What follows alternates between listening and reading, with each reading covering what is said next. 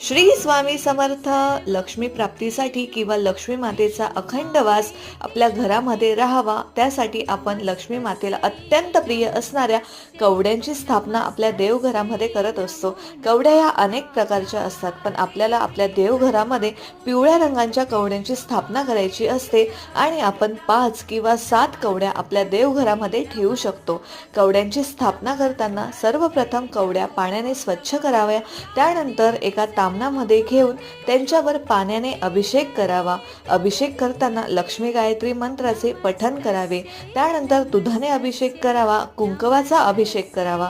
अभिषेक करून झाल्यावर कवड्या ह्या अभिमंत्रित किंवा जागृत करायच्या असतात.